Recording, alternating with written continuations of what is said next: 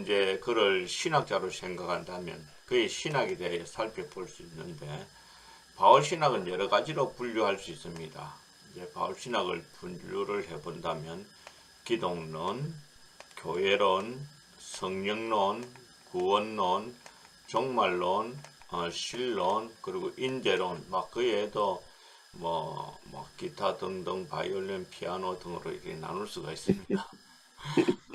이제 우리가 바울 신학을 접근하게 되어진다면 먼저 바울 신학의 자료가 무엇이 있는가 하는 것을 살펴봐야 합니다. 그 살펴보기 전에 이제 그 간략하게 구원론은 이제 믿음으로 구원 얻는다는 걸 강조를 했고, 대표적인 서신서들은 갈라디아서와 로마서입니다. 그리고 이제 바울의 구원론과 기독론에서 예수 그리스도의 고난과 부활의 의미를 이제 해석을 해주고 있습니다. 예를 들자면 예수님이 왜 고난 당하셨는가? 그의 죽으심으로 말미암아 우리가 어렵게 되어졌다. 또는 그의 죽으심으로 말미암아 우리가 하나님의 자녀가 되어졌다. 이런 고난과 또 그의 살으심으로 인해서 우리가 어렵다 하심을 받게 되어졌다 하는 이런 식의 예수님의 고난과 부활에 대한 의미를 이제 해석을 해주고 있습니다. 또 그의 교회론을 다루는 서신서 중에는 에베소서와 골로새서가 있습니다. 그것을 이제 에베소서에서는 바울은 교회는 그리스도의 몸이라 그렇게 얘기를 하고, 그리고 골로새서에는 교회의 머리는 예수 그리스도의 심을 강조를 하고 있습니다. 이 부분은 이제 노란 부분은 제가 이렇게 표시를 또 해놨는데 오늘 또 금방 이제 삽입을 해 넣었습니다. 여기서 우리는 바울 신학의 계시에 앞으로 전진해가고 발전해가는 것들을 보여주고 있는데, 이는 신학적인 표현이긴 하지만 좀 이걸 좀 설명을 해야 되겠다 싶습니다. 에베소서에 보면 옥중서 시인이 에베소서는 그 앞에 기록되어 있습니다. 그리고 그 다음에 골로새서와 빌레몬서가 두 번째 기록되어졌고, 같이 서신을 써가지고 오바브로디도에 손에 쥐어져가지고 보내게 되어집니다. 예, 석기 성기사님 반갑습니다. 네, 안녕하세요. 네, 강의 반갑습니다. 중입니다. 네. 그렇다면 이제 에베소서는 예수님이 교회는 예수님의 몸이다 그렇게 얘기를 했거든요. 그런데 골로새서에는 교회의 머리는 예수 그리스도라라고 하는 것을 좀 더 밝혀주고 있습니다. 교회가 예수님의 몸이라고 하는 그 계시 위에 이제 골로새서는 그 몸의 가장 중요한 부분, 다시 말하면 교회에서 가장 중요한 부분이 뭐냐 하면 바로 예수 그리스도다. 예수 그리스도. 예, 교회가 예수 그리스도를 강조하지 않으면 그 교회가 아닙니다. 어찌 보면 교회에 예수 그리스도를 강조하지 않는 그런 교회일 경우에는 지체 부자유 교회, 그런 교회라고 할 수 있죠. 그래서 이 골로새서에서는 예수 그리스도의 교회의 주권서, 예수님께서 교회의 주인 되심을 강조를 하고 있습니다. 이거 나중에 제가 다시 이렇게 보내드릴게요. 그리고 이제 거의 성령론은 성령의 사역은 예수님이 구원 사역을 적용시키는 일을 했습니다. 이런 내용이 로마서 8장과 에베소서 전장에서, 그리고 고린도전서 2장과 갈라디아서 3장, 5장, 6장에서 이렇게 기록이 되어 있습니다. 또 어떤 신학자는 바울의 종말론이 그의 신학의 최고로 중요한 부분이다 그렇게 말하기도 합니다. 그렇지만 나중에 이런 부분은 나중에 살펴보기로 하고, 중요한 그 성경들은 고린도전서 15장, 데살로니가전서 4장과 데살로니가전서 후장 전체를 이렇게 볼 수가 있습니다. 제가 말씀드린 대로 바울 신학의 자료는 신약 성경에서 두 가지로 추측을 해볼 수 있는데, 하나는 사도행전입니다. 또 하나는 이제 바울 서신들입니다. 바울 서신은 우리가 13권이라고 생각하고 있죠. 맞습니까? 로마서에서부터 빌레몬스까지 그래 13건으로 기록을 하고 있고, 어떤 이는 저 같은 경우에는 히브리서도 바울의 작품이다 그래 보고 있거든요. 근데 이제 죄송합니다. 잠깐만 좀 닫고요.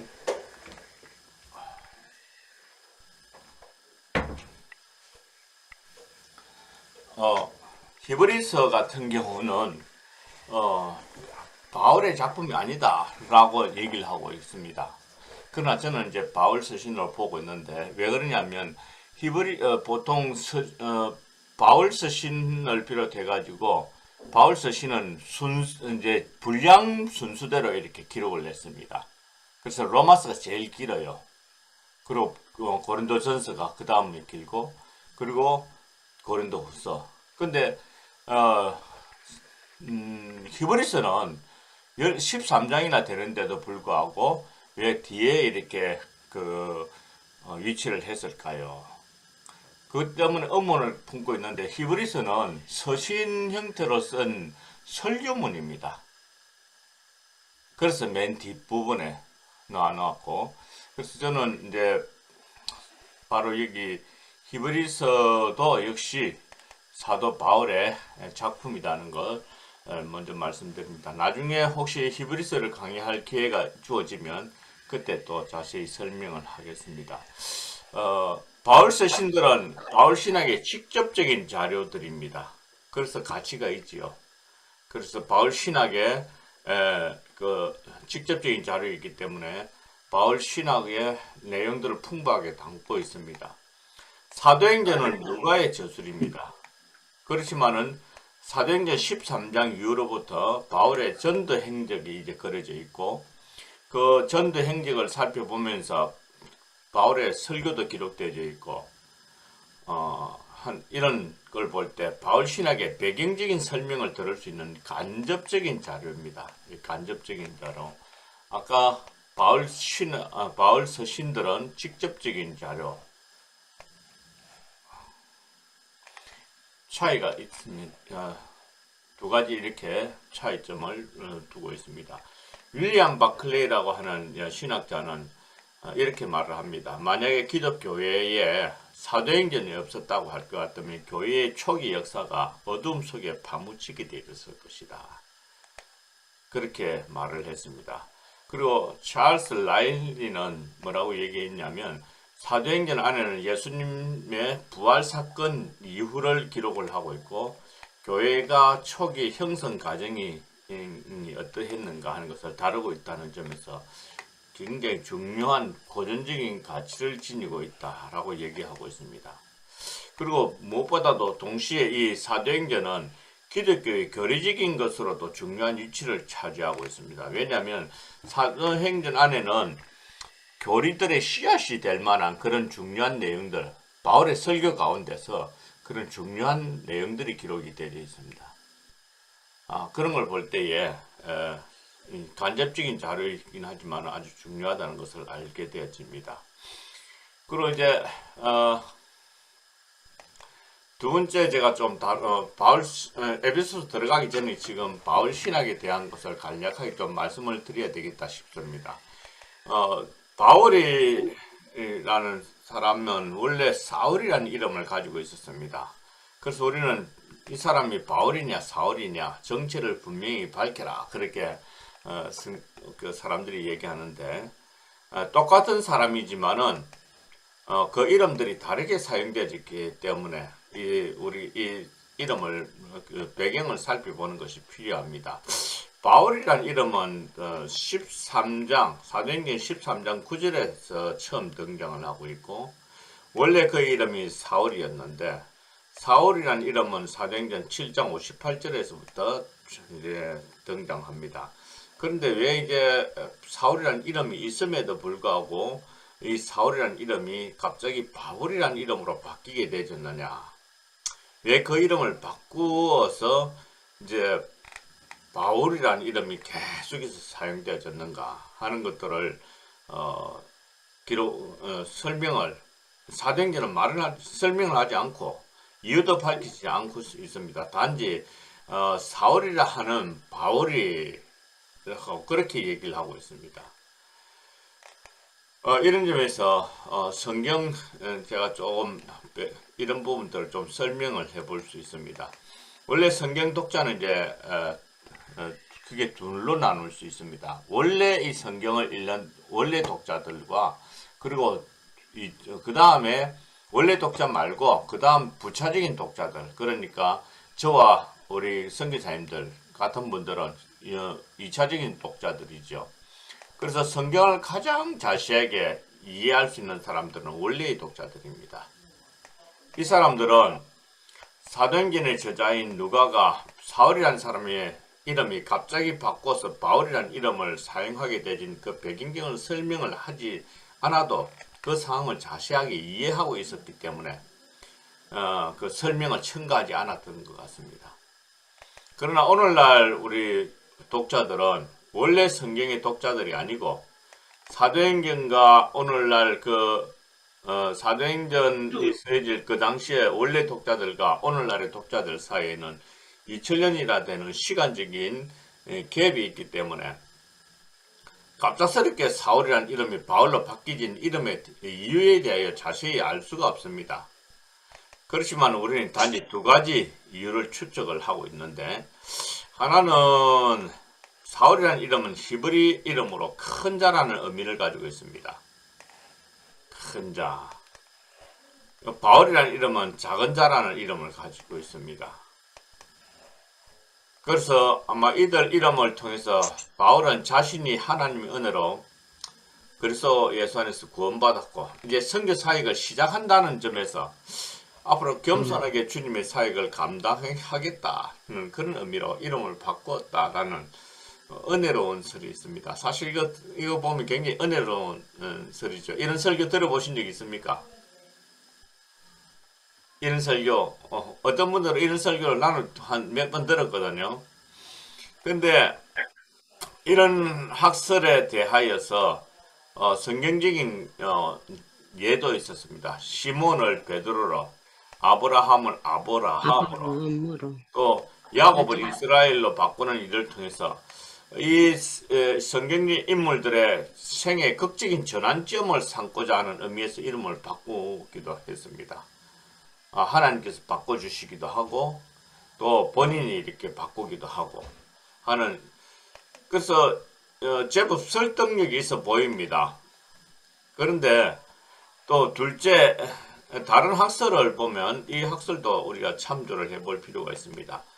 로마 평화시대에는 사람들이 왕래하고 상업이 번창해 감에 따라서 통상적으로 두 개의 이름을 가지고 있는 분들 계십니다. 하나는 자신의 원래 언어의 이름인 사울이라는 이름을 가지고 있고, 그 다음에 또 하나는 헬라식 이름, 그 당시에 통용되는 헬라 이름을 가지고 있었는데 그 이름이 바울이라는 이름입니다. 잠깐만요. 좀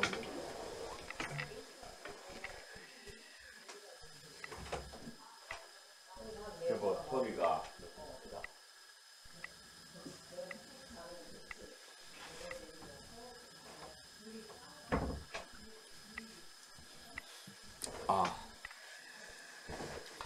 그래서 사울이라는 이름이 사도행전 13장에 이방 선교를 시작하기 전에는 그대로 이제 이름이 통용되어지고 있었지만은 선교지에서 이방 선교가 시작되어지는 시점에서 그 이름을 바울이라는 이름으로 나타내기로 했던 것으로 보고 있습니다.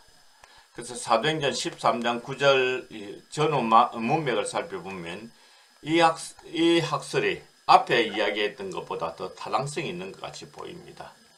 그래서 저는 이 두 번째 학설을 좀 받아들이고 있습니다. 바울에 관한 간단한 프로필에 대하여서 살펴보기를 원합니다. 제가 이런 얘기를 하니까 첫 번째 이렇게 사울이라는 이름을 쓰다가 큰 자로 했다가 바울이라는 이름으로 고치면서 겸손하게 주님의 교회를 섬기겠다고 했던 이 바울이라는 이름을 이렇게 사용했다고 주장하시는 분들이 화를 벌컥 내시는 걸 경험했거든요. 그래서 제가 뭐라고 대답했는지 아십니까? 천국 가서 한번 물어보십시다. 그 얘기만 했습니다. 다르게 어떻게 대답할 수 있는 게 아니잖아요.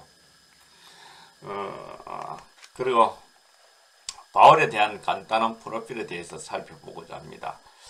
바울은 길리기아 다소에서 태어나가지고 가말리에 문화죠. 예.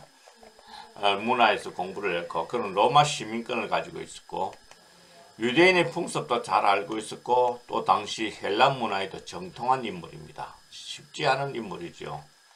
그리고 바울의 원래 이름은 사울이었고, 그가 성경에 처음 등장하는 것은 사도행전 7장 58절입니다. 그는 스데반의 순교 현장에서 정인으로 옷을 지킨 사람입니다. 그리고 다메섹으로 그리스도인들을 잡아 죽이기 위해서 공문을 들고 가는 도중에 예수님 만나서 변화가 되었죠. 그 후에 그는 이제 아라비아 광야에서 3년간 수학한 이후에 자기 고향 다소로 가서 있는 동안에 바나바의 방문을 받아가지고 우리 교회를 좀 도와달라, 안디옥 교회로 오라 라고 해서 안디옥 교회에서 사역을 시작을 했습니다. 그런 연후에 이제 선교사로 부름받아서 남은 평생을 선교사로 살면서 마지막에는 로마에서 목배임을 당하는 순교자로서 최후의 삶을 맞이하게 되었습니다. 바울의 회심과 사도행전의 자료에 대해서 좀 살펴볼 필요가 있습니다. 우리는 바울의 회심에서 많은 관심을 가지게 됩니다. 그 이유가 뭐냐면 그의 회심이 그의 신학적인 배경이 되기 때문에 그렇습니다. 바울의 회심은 어디에서 시작되었는가? 물론 이 장소적인 면에 있어서는 다메섹에서 예수님을 만난 그 사건에서 출발하는 것으로 보고 있지만은 신학적인 면에서는 하나님의 예정 때문이고, 현실적인 면에서는 스데반이라는 한 순교자가 마지막으로 죽어가면서 하나님께 드렸던 기도에서부터 그의 회심은 출발했다, 그렇게 말을 하기도 합니다. 바울은 이제 그 당시에 사울이라는 이름을 가진 유대교의 열정적인 사람인데, 그는 스데반의 돌에 맞아 죽어가는 현장에서 피투성이가 되어 죽어가는 스데반의 죽음을 가장 가깝게 지켜보았던 사람입니다. 그리고 자기를 향하여서 돌을 던지는 사람을 위해서 큰 소리로 부르짖어 기도하는 스데반의 마지막 기도를 가장 가까운 자리에서 들었던 사람입니다. 그 스데반의 기도가 어땠냐면 주여 이 죄를 저들에게 돌리지 마옵소서라고 죽었다라고 그렇게 기록되어 있습니다.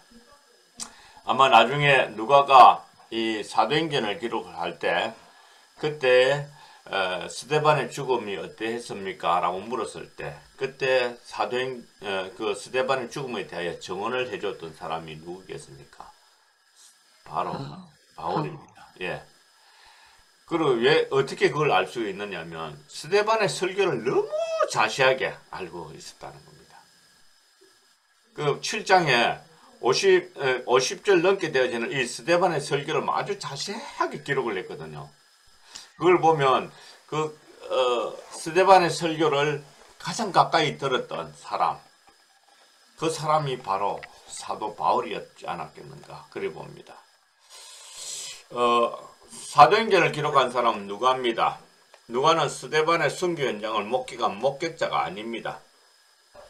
그럼에도 불구하고 스데반의 순교 현장을 목격자가 본 것처럼 그렇게 증언할 수 있을 만큼 생생하게 기록이 되어 있습니다. 특히 스데반이 죽어가면서 했던 기도의 내용을 증언할 수 있었던 것은 가장 가까이 그 사건을 목격한 사람 아니고는 들을 수 없는 그런 기도의 내용이었습니다.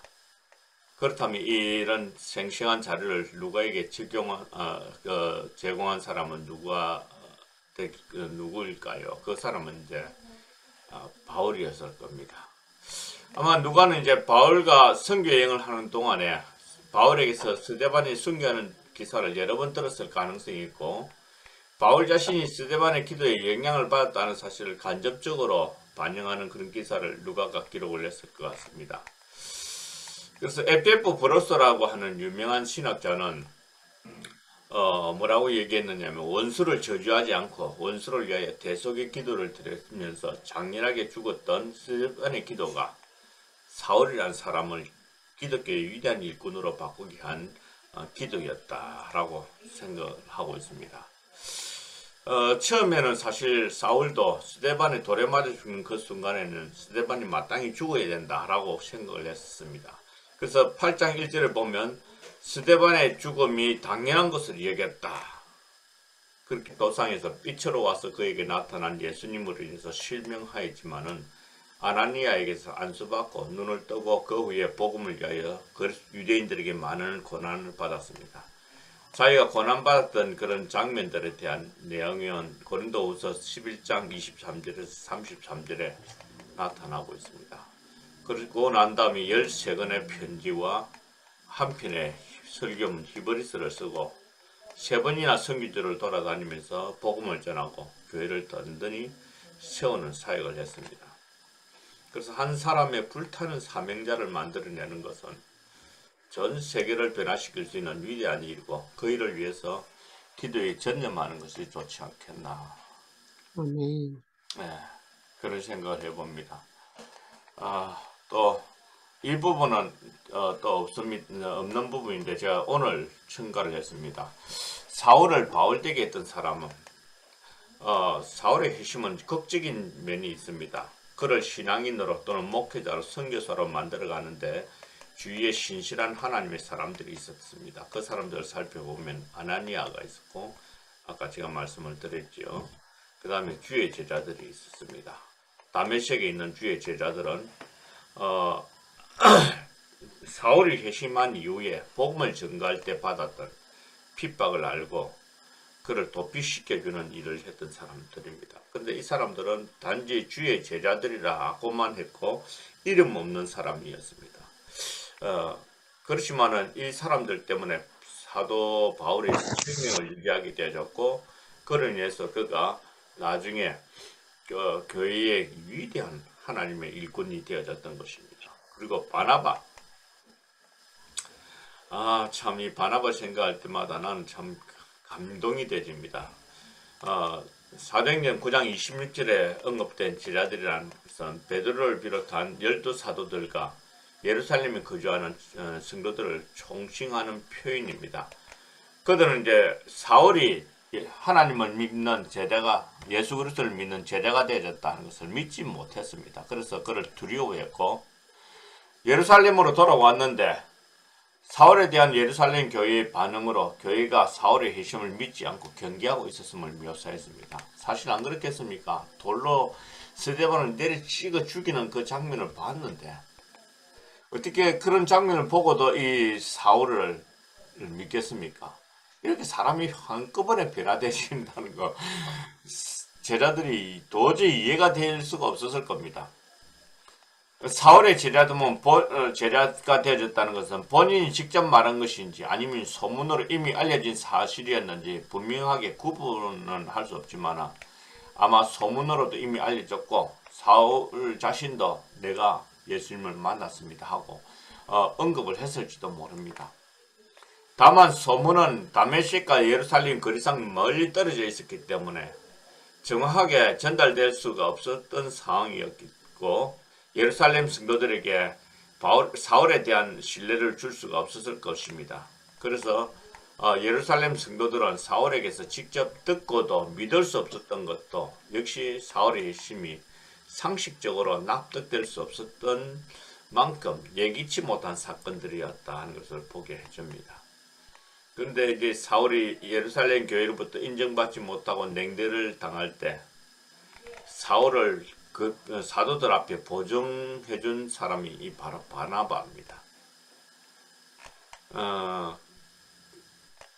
이 바나바는 이제 설교하는 능력과 위대한 능력이 인정되어져서 바나바라는 이름이 주어졌는데 원래 이름은 요셉입니다. 너무 사람들에게 말을 한번 하면 그 사람들이 위로를 받고 바나바의 말에 녹아지지 않는 사람이 없을 정도로 이 바나바의 이 말로 설득하는 것이 너무 따뜻하고 그래서 사울도 바나바의 보증을 통해 가지고 많은 교회 지도자들에게 소개가 되어졌던 것 같습니다. 그리고 나중에 안디옥 교회에서 목회를 할 때 사울과 동역자가 되어서 활동을 같이 했었습니다. 이런 경력으로 볼 때 사울이 예루살렘에 갔을 그 당시에는 바나바는 기독교 공동체 안에서 상당한 신임을 얻고 있었을 뿐만 아니라 영향력 있는 인물이었음이 틀림없습니다. 저는 이 사도행전을 읽어보면서 사울보다 더 큰 사람이 누굴까? 그 바나바입니다. 우리는 보통 이제 사도행전을 기록한 사람이 누가이고 사도행전의 주인공은 성령님이다 그렇게 믿고 있습니다. 맞습니까? 그렇지만은요 사도행전을 기록한 사람이 만약에 마가였다면 물론 성령님께서 교회의 주인이 되시고 교회를 성장시키고 확장하게 하시는데 중요한 이제 주인공으로는 성령님을 얘기하겠지만 누구를 중심으로 해서 썼을까요? 바나바를 중심으로 해서 썼을 겁니다. 안 그렇겠습니까? 그만큼 사도 바나바는 영향력이 있었던 사람입니다. 그리고 이제 다소에 사는 유다, 아마 이 사람은 다메섹에 살고 있었던 제자였던 것 같습니다. 그는 이제 사울이 눈이 어두워 있을 동안에 그를 잠시 동안 보호하고 보살펴 주었던 사람입니다. 그의 집은 집가에 있었고 나중에 아나니아의 방문을 받고 사울에게로 인도되었던 사람입니다. 스데반 아까 제가 설명을 해드렸고요. 예. 혹시 여기까지 설명하는데 좀 이 질문이 있으시면 말씀해 주십시오. 질문 없으시면 바로 이제 또 강의로 넘어가도록 하겠습니다. 요약해서 말씀드립니다. 우리가 바울 신학의 바울 신학을 중요한 자료가 두 가지 있는데 하나는 바울 서신, 서신서들이고 또 하나는 사도행전이라고 했습니다. 바울 서신은 직접적인 바울 신학의 자료들이라고 할 수가 있고 반면에 사도행전은 간접적인 그 바울 신학의 자료들이라고도 말씀을 드렸었습니다. 그리고 바울의 그 신학을 이렇게 정립시켜 줬던 가장 중요한 사람들, 바울의 생애를 바꾸었던 사람들에 대해서 제가 말씀을 드렸습니다. 바울의 교회를 위한 목회관에 대하여서 좀 살펴보려고 합니다. 우리 지금 에베소서를 공부하기 위해서 서론적인 것을 오늘 공부를 하고자 합니다. 그래서 서론적인 부분들을 좀 살펴보고 난 다음에 에베소서를 공부하는 것이 좋겠다 싶어서 말씀을 드립니다. 바울은 목회적인 관리를 어떻게 했느냐면 첫 번째로 보면요. 바울은 자신이 전도한 사람들을 다시 접촉해서 세워주는 일을 했습니다. 사도행전 15장 36절에서 41절에 볼 것 같으면 수일 후에 바울이 바나바더라 우리가 주의 말씀을 전한 각 성으로 다시 가서 형제들이 어떠한가 방문하자 하고 떠나서 두 편으로 나누어서 바나바는 마가를 데리고 가서 교회를 굳게 세우는 일을 하고 사울은 실라를 데려가서 수리아와 길리기아로 다녀가며 교회를 굳게 한다 하는 내용이 기록이 되어 있습니다. 사탄은 하나님의 백성들을 끊임없이 공격하는데 그래서 존 스토터가 말한 대로 교회에서 가장 열심히 일하는 존재가 누구냐라고 질문을 해놓고 그것에 대한 대답을 하기를 그는 사탄 마귀다 그렇게 얘기를 합니다. 그 가운데 가장 많이 공격하고 있는 공격을 당하는 자들이 누구냐면 초신자들입니다. 초신자들을 집중적으로 공격을 하고 있습니다. 그래서 전도한 사람들은 반드시 다시 접촉해 줘서 세워가야 합니다. 우리가 성경을 보면 이런 사실을 알게 되는데 신명기서 25장 17절에서 19절에 볼 것 같으면 특별히 17절에 볼 것 같으면 아말렉은 약해져서 떨어진 사람들을 공격을 했다라고 얘기하고 있습니다. 이스라엘 백성들이 광야로 이렇게 행진해 가는 동안에 가나안을 향해서 가는 동안에 그때 이제 뒤처지는 그런 사람들이 있었거든요. 그 뒤처지는 사람들이 신체적으로 연약한 사람들일 뿐만 아니라 노인과 아이들 이런 사람들이 좀 뒤처져 있었는데 그 약해져 있는 사람들을 공격했듯이 오늘날 마귀도 역시 연약해서 신앙이 떨어져 있는 사람들을 공격을 합니다. 그래서 바울은 자기가 전도했던 사람들을 다시 세워주기 위해서 그들을 다시 접촉하고자 하는 일을 했고 그들을 마귀의 발톱으로부터 보호하려고 했다는 거 잊지 말아야 됩니다. 우리는 전도했다 해가지고 그것으로 끝내는 것이 아니라 그 사람이 신앙생활을 잘하고 교회에 정착되어질 때까지 계속 돌보아야 됩니다. 어느 정도까지 돌보아야 되냐면 재생산을 할 수 있을 정도의 사람으로까지 이렇게 돌봐야 됩니다. 쉽게 얘기하면 내가 전도한 사람이 나 똑같이 동시에 전도해가지고 다른 사람들 세워줄 수 있을 정도의 사람이 될 때까지 그렇게 가르치고 세워주는 거, 그 작업을 교회가 오늘날 안 하거든요.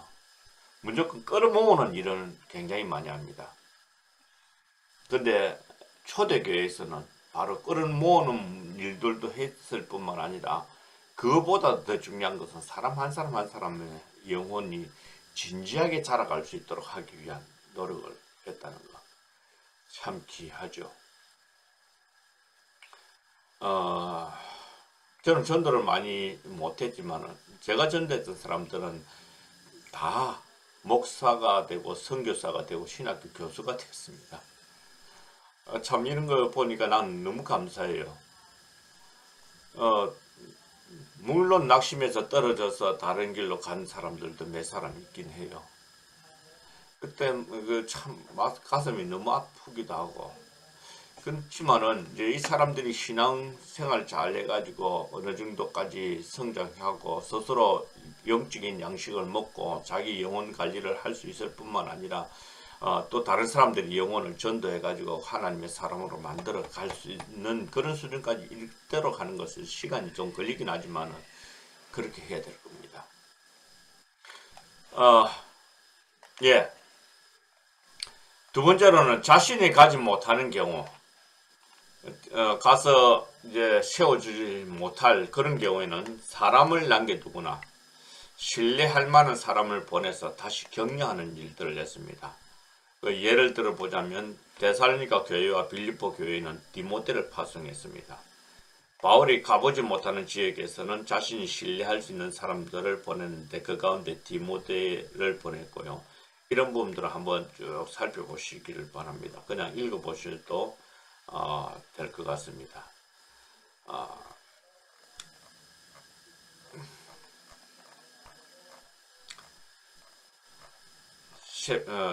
또 에바브라티도를 보내기도 했고요.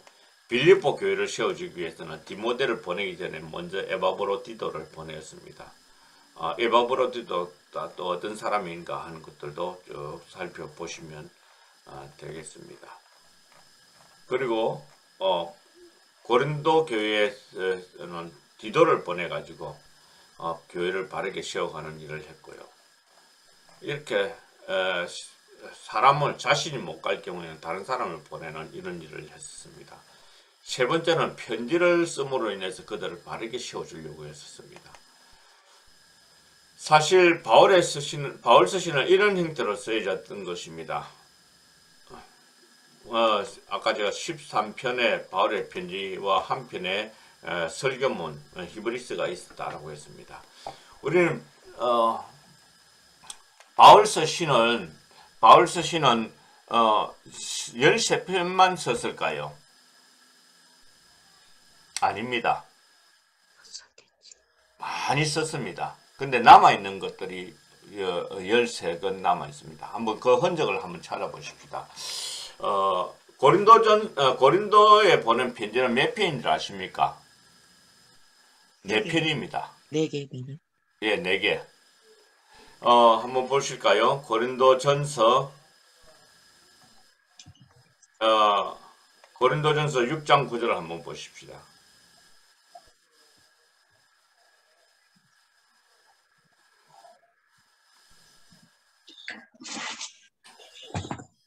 고린도전서 6장 9절 거기 보시면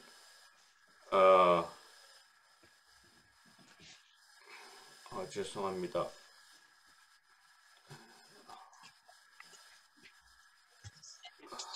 죄송합니다. 이게 내가 먼저 쓴 글에는 하는 말이 있는데 5장 9절입니까? 이거 예. 5장 9절입니다. 죄송합니다.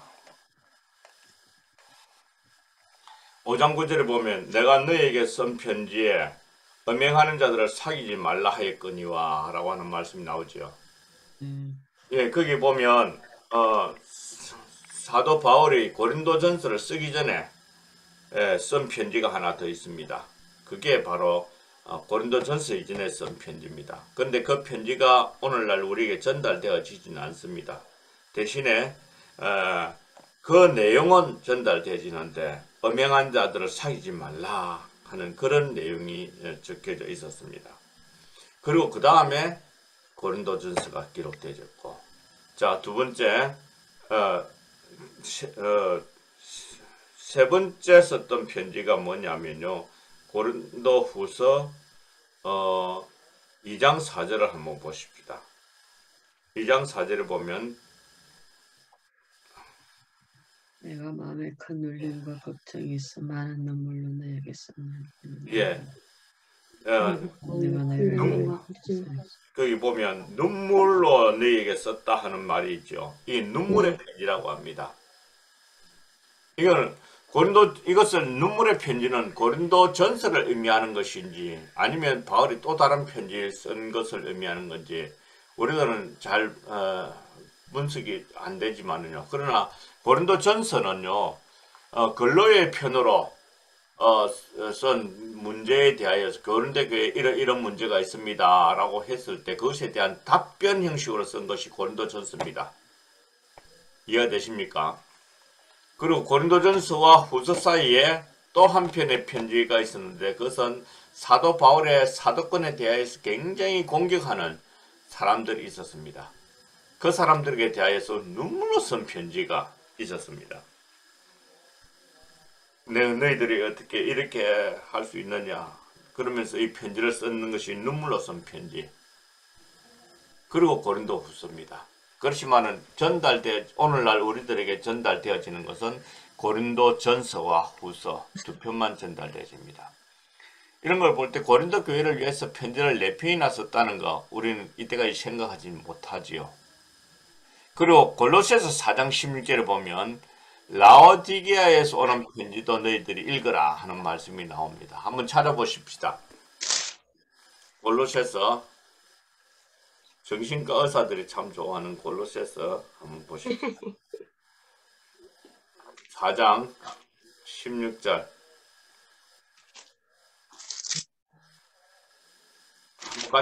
같이 한번 읽어보실까요? 이 편지를 너희에게서 읽은 후에 라오디게아의 교회에서도 읽게 하고 또 라오디게아로부터 오는 편지를 너희도 읽어라. 예, 라오디게아 이걸 그래서 우리가 이것을 가리켜서 라오디게아서라라고 하는데 라오디게아에서 라오디게아의 교회에 편지를 써서 보냈어요. 그 편지도 너희들이 읽어라. 아마 골로새 교회의 상황과 비슷한 내용이었던 것 같습니다. 그래가지고 이 편지를 읽으면 너희 신앙에 큰 도움이 될 것이다. 그렇게 했었는데 소위 말하는 라오디게아서는 소실되어졌습니다. 이런 걸 볼 때 바울은 수없이 많은 편지를 썼던 것 같습니다. 그 남은 것이 히브리서를 포함해가지고 14편인데 이 모두가 복음으로 그들을 세워주기 위한 방편으로 쓰여졌던 편지입니다. 이런 걸 볼 때 우리도 편지를 요즘은 카톡이 참 좋잖아요. 탁 하면 바로 쓰는데 바로 날아갔는데 근데 좀 조심하십시오 바랍니다. 내 마음을 너무 싹다 편해가지고는 그 오히려 받아가지고는 상처받을 가능성도 없잖아 있거든요. 근데 저도 이 편지를 써가지고 큰 유익을 본 게 하나 있습니다. 제가 전도사 시절에 제가 전도했던 사람. 근데 이 전도해가지고 이 친구가 중학교 3학년이었는데 너무 열심히 교회생활을 하다가 여호와 증인파에 넘어간다. 한 달 동안 교회를 안 나왔어. 찾아가지고 다시 얘기를 했는데 밤새도록 토요일 날 저녁에 이야기를 해도 안 돼. 그래가지고 제가 편지를 써서 보냈어요. 그 편지 내용이 뭐냐면 어떻게 인간적으로 네가 나를 배신할 수 있느냐 그런 내용이었습니다. 근데 그걸 보내서 한창 감수성이 예민한 애들인데 얘들이 다시 돌아왔어. 그래가지고 돌아와가지고 나중에 이 친구가 목사가 돼가지고 제가 유학 마치자마자 돌아왔을 때 그 친구가 저를 청해가지고 부교육자로 있었는데 교사 강습회 때 이렇게 저를 청해가지고 자기가 나는 까마득하게 잊어버렸던데 자기는 그 편지를 들고 있더라고. 한 20년 넘은 그 편지를 들고 있었어요. 제가 깜짝 놀랐죠. 그래 그 친구 하는 말이 목사님 제가 그때 목사님 이 편지를 써주시지 아니하셨더라면 내가 목사님 따라서 여호와 증인파로 들어가가지고 어떤 사람이 되었는지도 모르겠습니다. 그 얘기를 하더라고. 감동 먹었죠. 그 친구도 유학을 해가지고 유학해서 신학 박사가 돼가지고 돌아왔거든요. 그런 거 보면 내가 참 편지를 쓴다는 거 그건 내용이 별로 없어요. 내용이 별로 없는데 네가 주님을 배신하고 주님을 배신해서 네가 나갔다 치더라도 너는 나를 배신하면 되겠냐 막 그런 식으로 썼던 것 같아요. 근데 돌아와서 이 편지 그 편지의 힘 정말 큽니다. 그래서 오늘 우리도 카톡을 써서 보낼 때 그 사람의 심령에 메시지에 맞는 그 영적인 상황을 기도하고 이렇게 편지를 문자를 써서 보내는 거 참 귀한 일이지 않겠습니까? 물론 이제 문자 홍수 시대라고 하지만은 그래도 하나님의 선하신 뜻을 이루어 가는데 우리 것을 사용하시기를 원하신다면 우리 그렇게 해야 안 되겠습니까? 마지막으로 이제 사도 바울은 이제 초신자들을 세워주기 위해서 목회 관리를 어떻게 했냐면 기도함으로 그들을 세워주려고 했습니다. 그래서 각 편지의 서두에는 반드시 사도 바울의 기도가 적혀져 있습니다. 그리고 그 내용, 편지 내용 속에서는 바울의 기도 내용이 적혀져 있는데 그것도 끊임없이 그들을 위하여 기도하면서 그들을 세워주려고 하는 이런 모습들을 보게 되십니다.